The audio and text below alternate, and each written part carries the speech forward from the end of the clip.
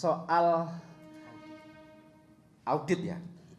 Soal audit ini memang sebenarnya itu adalah konsumsi internal. Tapi saya nggak tahu kok tiba-tiba itu bisa viral, bisa nyebar di media massa, media sosial. Nah, itu kalau kita melihat data yang ada itu benar adanya ada aliran yang masuk itu. Tapi secara rinci itu kami memang tidak bisa menjelaskan secara rinci di depan panjenengan semuanya. Saya kira itu ya. Saya kira sudah dapat dipahami. PBNU benarkan pemecatan Gus Yahya sebagai ketum terkait aliran dana 100 miliar. PBNU menyebut terdapat banyak faktor pemecatan Kiai Haji Yahya Holil Stakuf dari jabatan Ketua Umum Pengurus Besar Nahdlatul Ulama. Dari beberapa faktor, salah satunya terkait tata kelola keuangan. Khatib Suriah PBNU Kiai Haji Sarmidi Husna membenarkan tata kelola keuangan ini terkait dengan beredarnya informasi audit internal PBNU tahun 2022 yang soal aliran dana 100 miliar ke PBNU, di mana kala itu uang tersebut dikendalikan oleh Mardani Haji Maming yang menjabat sebagai bendahara umum. Soal audit ya, soal audit ini memang sebenarnya itu adalah konsumsi internal, tapi saya enggak tahu kok tiba-tiba itu bisa viral, bisa nyebar di media massa, media sosial.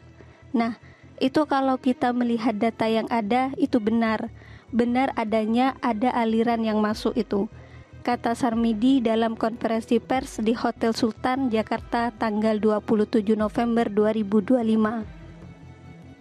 Namun, Sarmidi mengaku tidak bisa menjelaskan rinci terkait uang tersebut, sebab permasalahan itu konsumsi internal PBNU.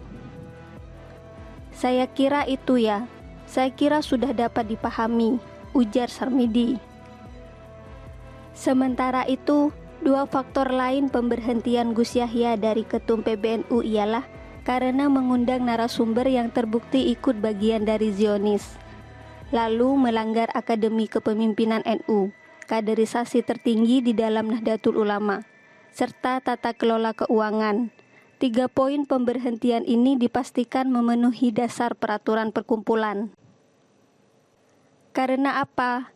Karena pengurus harian Suriah itu menganggap mengundang orang, narasumber yang pro-Zionis itu merusak reputasi perkumpulan, merusak nama baik perkumpulan, dan itu juga melanggar konun asasi dan paham Ahlus Sunnah wal Jamaah An-Nadiyah.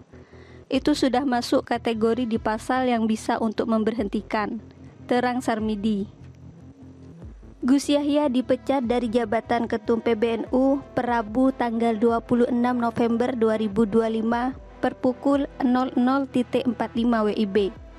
Gus Yahya tidak lagi memiliki wewenang dan hak untuk menggunakan atribut, fasilitas, dan atau hal-hal yang melekat kepada jabatan Ketua Umum PBNU maupun bertindak untuk dan atas nama Perkumpulan Nahdlatul Ulama.